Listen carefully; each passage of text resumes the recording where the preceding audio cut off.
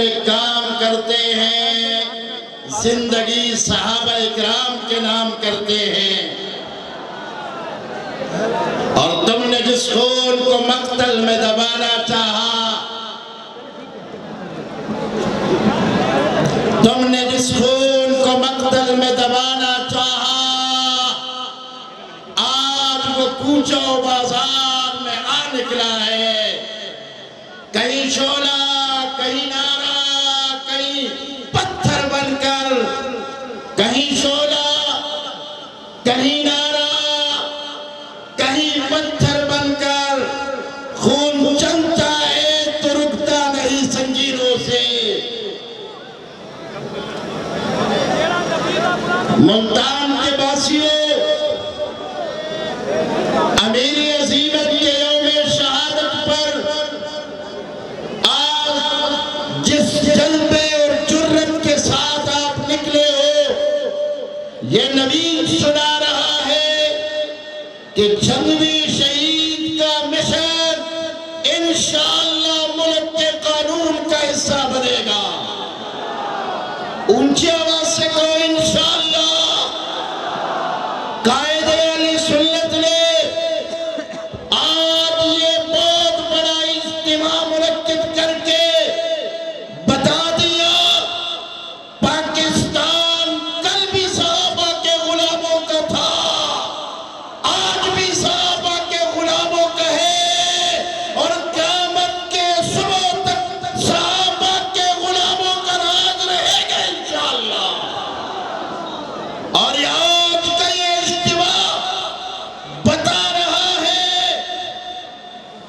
کہ پاکستان کے گلی کوچے کل بھی صحابہ کے گستاخوں کے لیے تنگ تھے، اور آج کے اجتماع کے بعد ہم اسے مزید تنگ کریں گے انشاءاللہ۔ جو اصحاب و آل کا دشمن ہوگا، جنگی شہید کا نظریہ یہ تھا کہ ہم اسے نفرت کا استعارہ بنائیں گے۔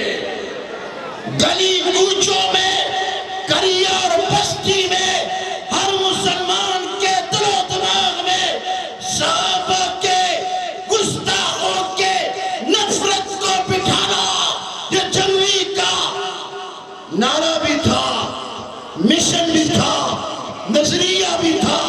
انشاءاللہ اسی گاز پہ کھڑے ہیں، اسی نعرے پہ کھڑے ہیں، اسی نظریے پہ کھڑے ہیں، اسی فکر پہ کھڑے ہیں۔ کل بھی صحابہ زندہ باد، آج بھی صحابہ زندہ باد، قیامت تک صحابہ زندہ باد رہیں گے۔ آخری بات، سنی مسلمانوں، آپ نے سنی حقوق کے لیے جدوجہد کرنی ہے۔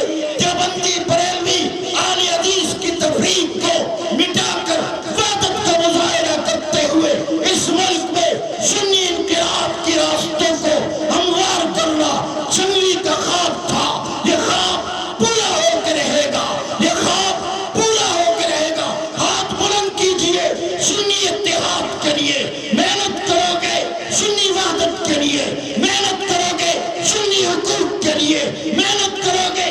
آج عہد کرو کہ ہم نے صحابہ آل کے قانون کے لیے جو ناموں سے صحابہ آل بیت مل کا جو مسودہ پیش ہوا تھا، اس کی منظوری کے لیے قائدین نے بلایا۔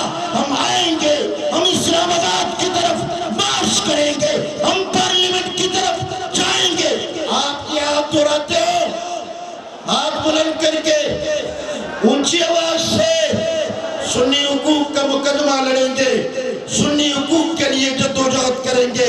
اس ملک میں ناموس صحابہ اہل بیت بل کی منظوری کے لیے محنت اور کاوش اور جدوجہد کرتے رہیں گے۔ اصحاب رسول کے دشمنوں کا ناطقہ بند کیا تھا اور بند کر